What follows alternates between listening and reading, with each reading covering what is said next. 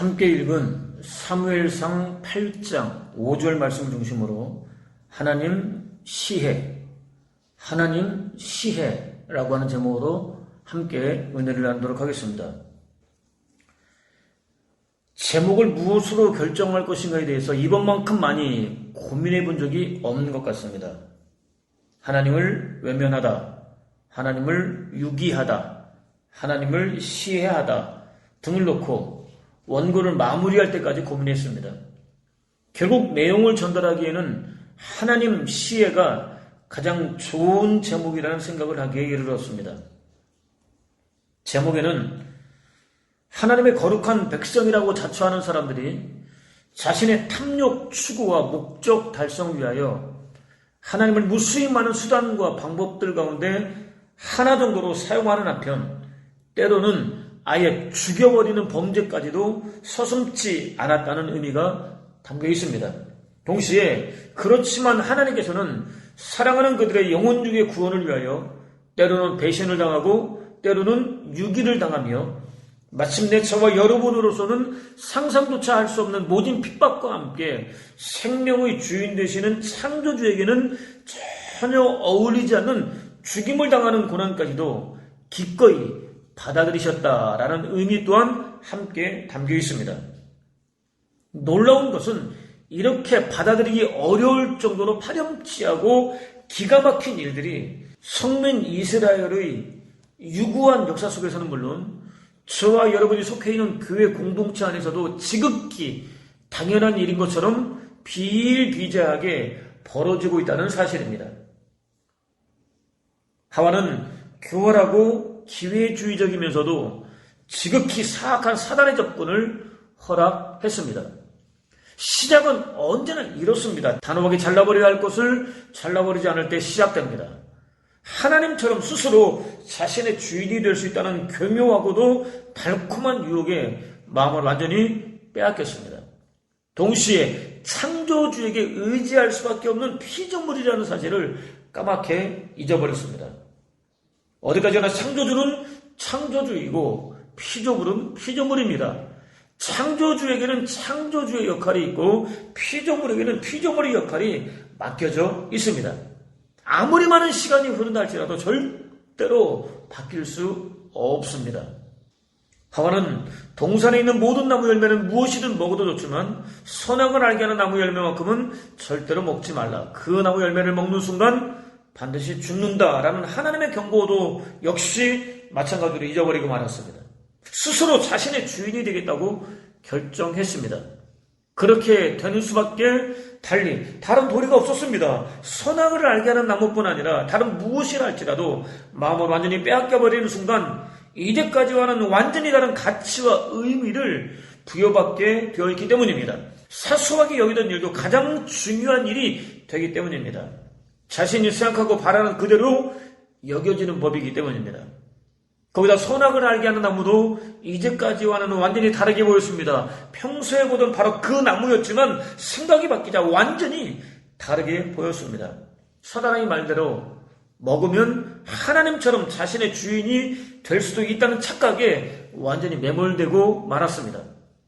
하나님처럼 될 수 있다는 마음에 겁과 두려움도 능히 이길 수 있었습니다. 마음보다 몸이 먼저 반응했습니다. 자기도 모르는 순간 손이 선악을 알게 하는 나무 열매를 향해서 저절로 다가가고 있었습니다. 열매 하나를 따서 덥석 입에 물었습니다. 옆에서 지켜보고 있던 아담에게도 먹어보라고 주었습니다. 결과는 생각하고 바라던 것과는 완전히 달랐습니다.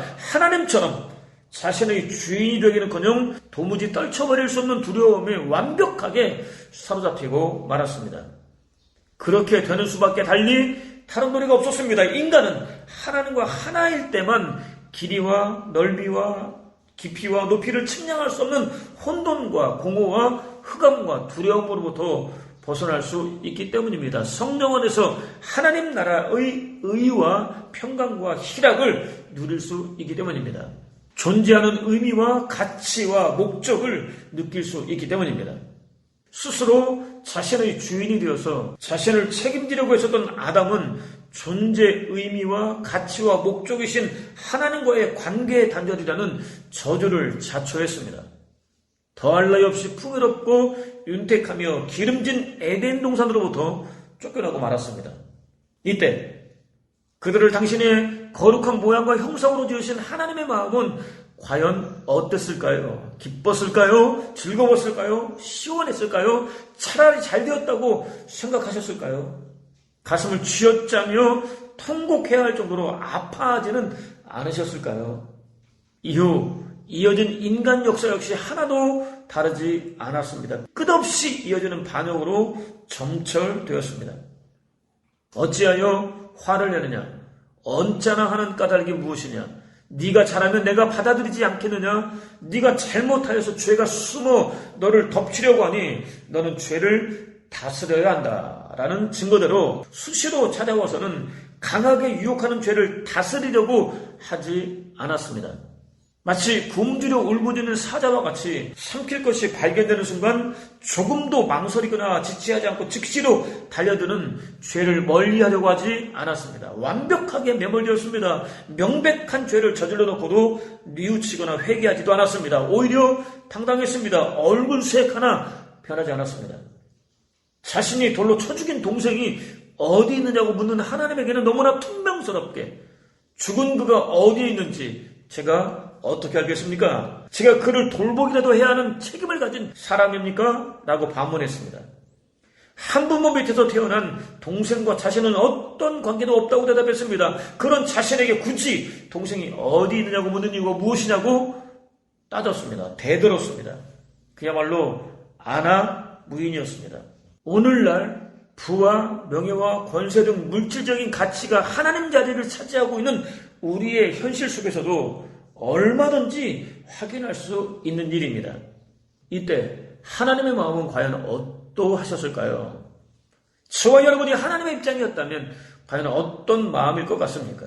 하나님께서 사람의 죄가 통제 불능 상태가 되었음을 보셨다. 사람들은 눈을 떠서 잠들 때까지 온통 악한 것만 생각하고 악한 것만 계획했다라는 증거에 따르면 하나님으로부터 떠난 세상은 하루가 다르게 죄로 채워졌습니다. 온갖 종류의 악으로 채워졌습니다. 사람들의 마음은 심히 부패했습니다. 생각하는 것은 물론 계획하는 모든 것들이 하나같이 악했습니다. 죄는 일시적으로 나타났다가 시간의 흐름과 함께 사라지지 않았습니다. 꾸준히 지속적으로 이어졌습니다. 지극히 의지적으로 저질러졌습니다. 지극히 의도적으로 저질러졌습니다. 죄라는 사실을 누구나 다 알고 있을 정도로 지극히 보편적으로 저질러졌습니다. 온 세상에 널리 퍼져 있었습니다. 죄, 부패, 포악, 흉악, 강도와 강간과 살인과 약탈, 곧 강포 등은 사람들 몸에 아주 익숙하게 배어있던 행동 양식이었습니다. 죄와 부패와 강포가 시대의 두드러진 특징이었습니다. 죄와 부패와 강포를 더 이상 채워놓을 공간이 없어서 밖으로 흘러넘칠 수밖에 없을 정도로 충만했습니다. 사람들은 전적으로 타락했습니다. 아무리 다짐하고 또 다짐하고 또다시 다짐한다고 할지라도 자신이 보유하고 있는 힘과 능력과 지혜를 조금도 남기지 않고 모두 다 동원한다 할지라도 이를 악물고 최선을 다한다 할지라도 지극히 작은 선 하나조차도 행할 수 없을 정도였습니다. 죄의 뿌리가 얼마나 깊이 박혀있는지에 대해서는 하나님 외에는 누구도 능히 헤아릴 수 없었습니다. 세상 어디에서도 구체적으로 확립된 법과 제도를 찾아볼 수 없었습니다. 질서를 기대하는 것은 사치였습니다. 도덕과 윤리와 질서는 어디에서도 그림자조차 찾아볼 수 없었습니다. 그야말로 완벽한 무법천지였습니다. 어리석은 자는 마음에 이르기를 하나님이 없다 하도다. 그들은 부패하고 행실이 가증하니 선을 행하는 자가 없도다. 여호와께서 하늘에서 인생을 굽어 살펴보사 지각이 있어 당신을 찾는 자가 있는지 보려 하신즉 다 치우쳐 함께 더러운 자가 되고 선을 행하는 자가 없으니 하나도 없도다 라고 외칠 수밖에 없는 어두운 세상이었습니다. 죄를 회개하고 여호와께 돌아와야 한다는 의인의 간절한 외침은 허공을 울릴 뿐이었습니다. 철저하게 외면당했습니다. 무시당했습니다. 하나님을 완전히 떠나버린 세상에서는 지극히 당연한 일이었습니다. 그들은 그렇게 하나님의 공의를 재촉했습니다.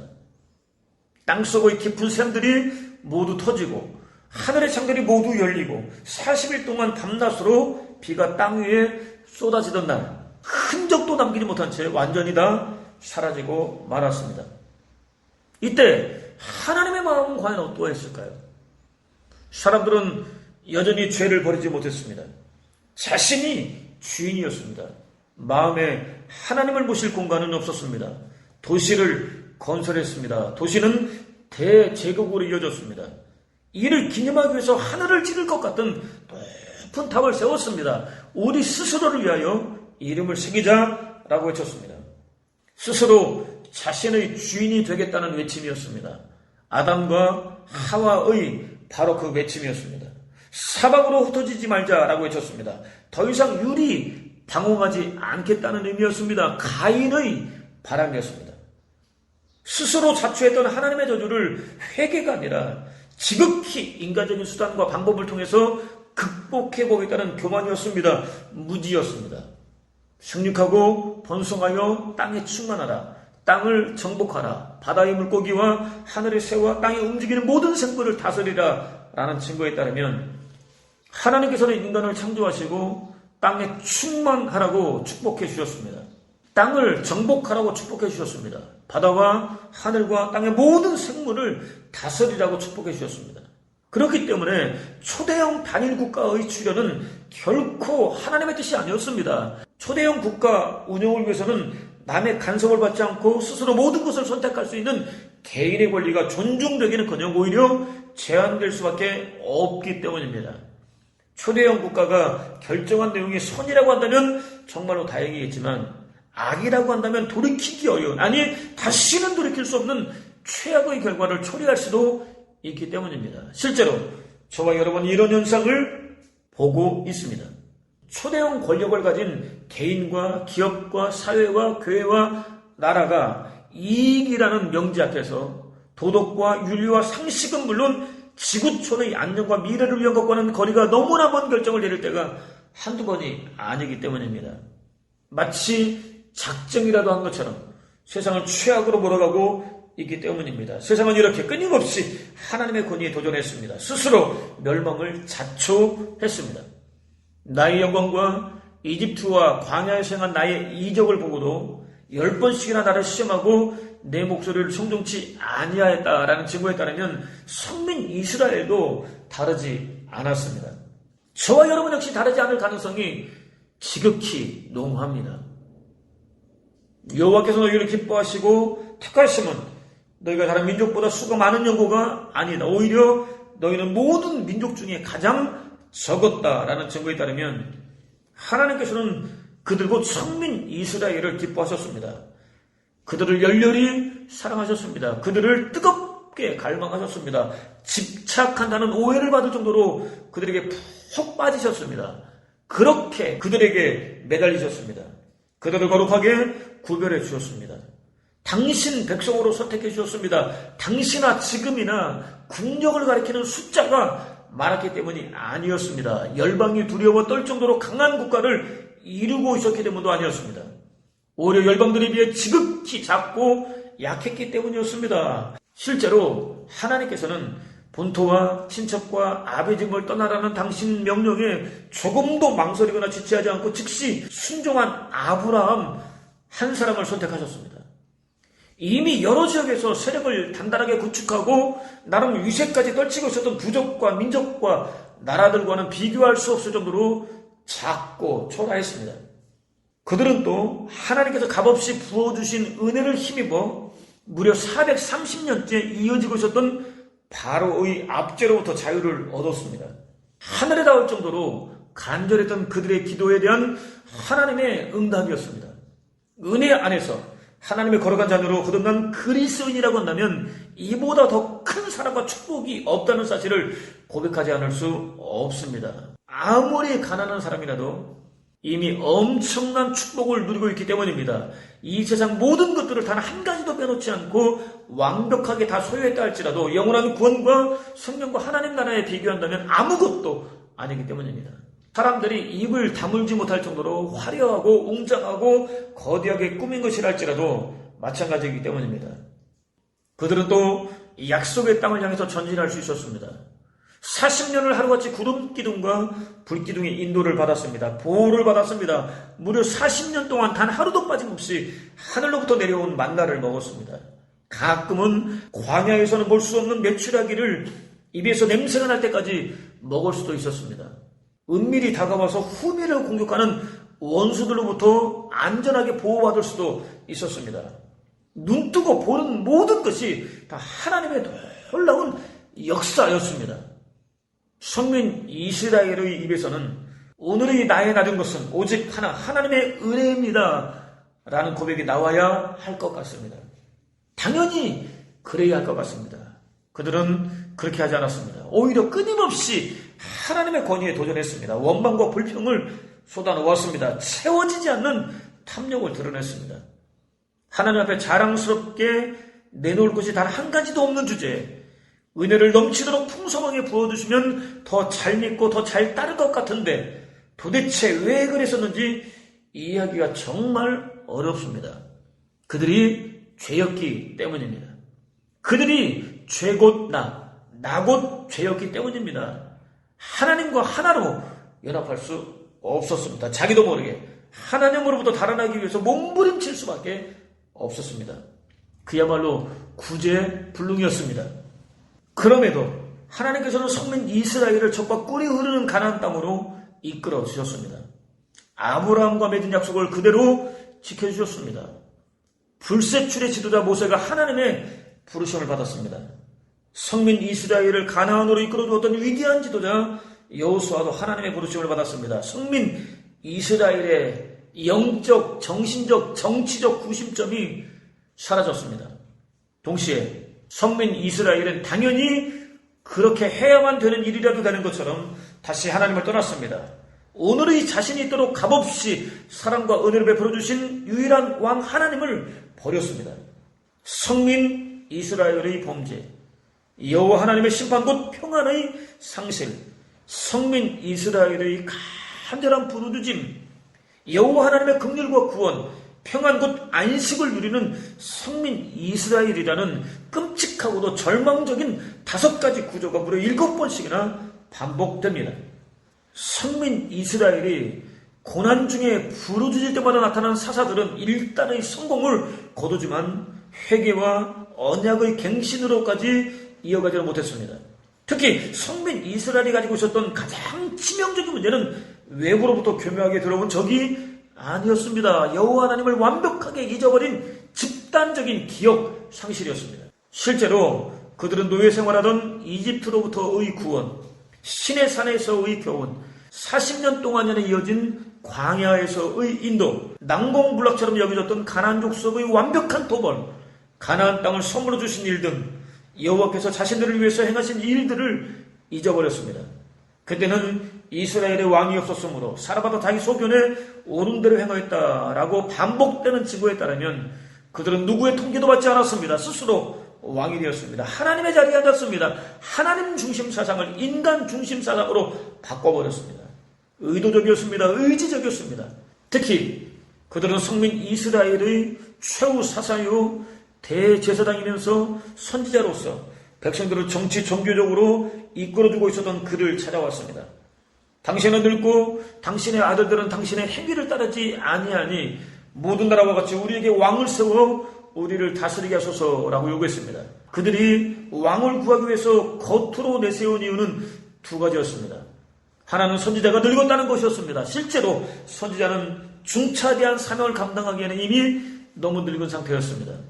그의 지도를 바라는 백성들 입장에서는 얼마든지 불안할 수 있었습니다. 다른 하나는 선지자의 자녀들이 악하고 무능하다는 것이었습니다. 부인할 수 없는 사실이었습니다.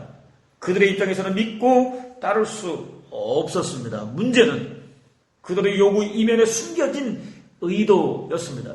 그들은 자신들의 안전과 축복과 성공적인 미래와 위대한 삶을 책임져줄 왕을 세워달라고 요구했습니다. 눈에 보이지 않는 하나님의 역할을 대신할 수 있는 눈에 보이는 사람 왕을 세워달라고 요구했습니다. 그들은 먹음직스럽고 보기에 아름다우며 지럽게 할 만큼 탐스러웠던 선악을 알게 하는 나무 열매를 먹는 것과 똑같은 죄를 조금도 망설이지 않고 저질렀던 것입니다. 그들이 나를 버려 자기들의 왕이 되지 못하게 함이라는 증거에 따르면 그들은 또 자신들을 위한 왕국 안에 하나님이 계시는 것을 바라지 않았습니다. 인간 실존의 모든 영역 가운데서 만유를 주관하시는 그리스도께서 나의 것이다라고 주장할 수 없는 영역은 단 한 곳도 존재하지 않는다라는 그의 지적대로 세상에 예수 그리스도 곧 하나님의 소유가 아닌 것은 단 한 가지도 없습니다. 다 하나님의 소유입니다. 그럼에도 다른 사람도 아니고 성민 이스라엘이 여호와를 자신들의 생각에서 삶에서 완전히 지워버렸습니다. 아예 죽여버렸습니다. 오늘의 자신들이 있도록 이끌어주신 여호와 하나님을 눈 하나 깜짝하지 않고 시해해 버렸습니다. 타락한 종교 장사치들 역시 자신들의 탐욕을 채워주고 있던 예루살렘 성전을 사수하기 위해서 예수 그리스도를 시해했습니다. 예수 그리스도께서는 허물거저로 죽은 저와 여러분을 구하기 위하여 그들의 무지막지한 손에 당신을 내놓으셨습니다. 기꺼이 시해당하셨습니다. 그렇다면 오늘 저와 여러분은 과연 어떨까요? 저와 여러분이 속한 교회는 과연 어떨까요?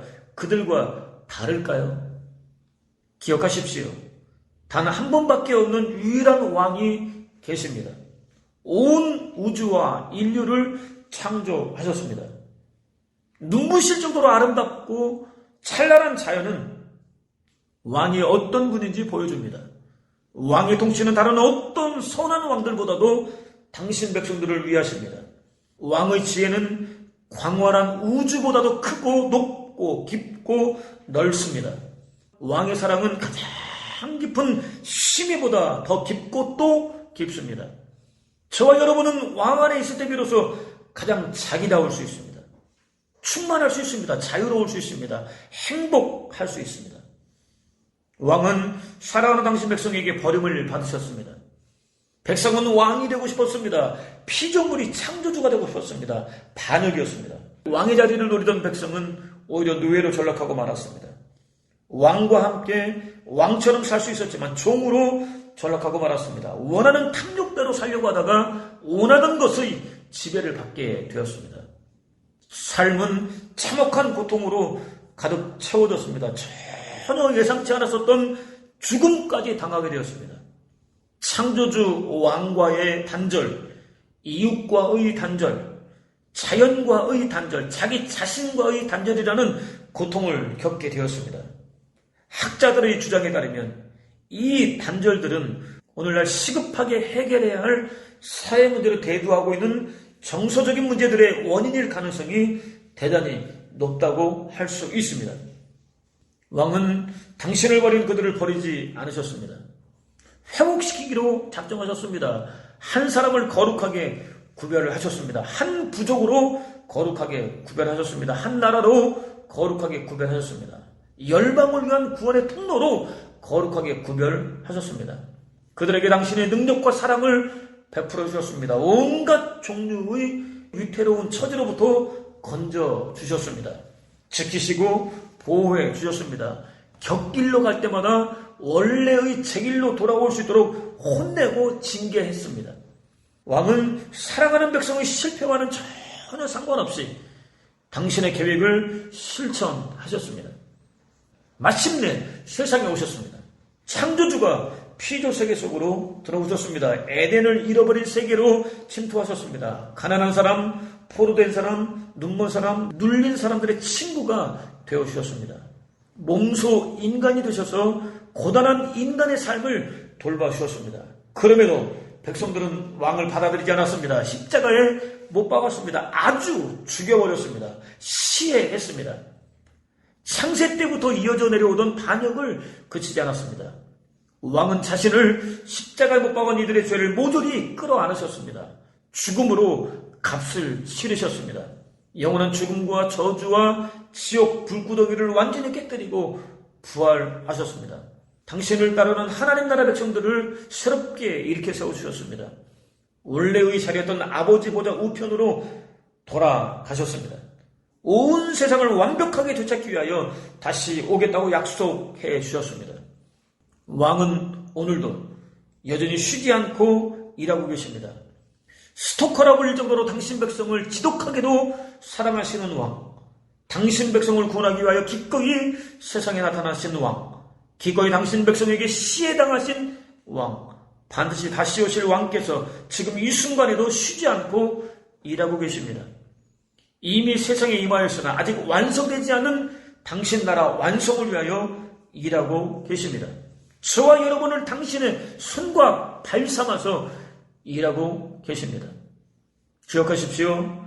오늘 저와 여러분이 속해 있는 교회 안에서 이 왕의 권위는 땅에 떨어졌습니다.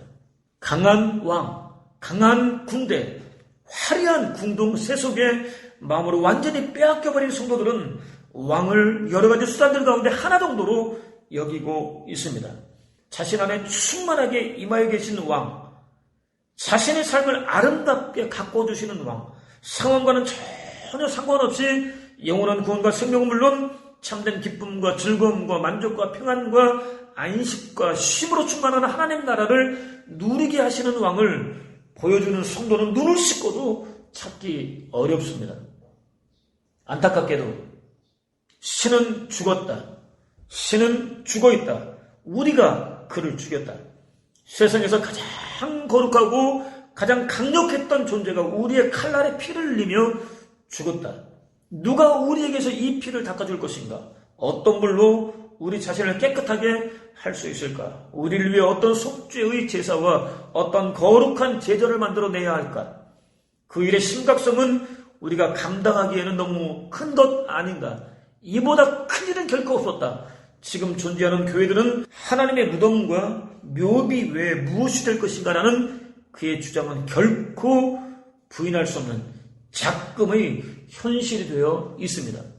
장차 이 땅에 남아 존재하게 될 교회들이 하나님의 무덤과 묘비 외에는 다른 어떤 존재 이유도 가질 수 없다는 지적은 소름에 끼칠 정도로 끔찍하고 참담하기까지 합니다. 타락한 세상을 영원한 구원과 생명과 하나님 나라로 안내하기 위해 거룩하게 구별된 교회가 빛과 소금이 되지는 못할 망정 어쩌다가 이 지경에까지 이르게 되었을까요? 교회를 볼 때 하나님은 없다라고 비웃고 조롱하는 세상을 만들었을까요? 이유는 하나, 자신이 왕 곧 하나님인 줄 착각하고 있기 때문입니다. 하나님의 자리에 자신이 앉아 있기 때문입니다. 왕의 자리에 앉아 있을 때가 많았었음을 솔직하게 고백할 수 있는 은혜를 구하십시오. 왕을 자신의 안전과 축복과 성공적인 미래와 위대한 삶을 위한 여러 가지 수단들 가운데 하나 정도로 여기고 부리는 죄를 저질렀음을 솔직하게 인정할 수 있는 은혜를 구하십시오.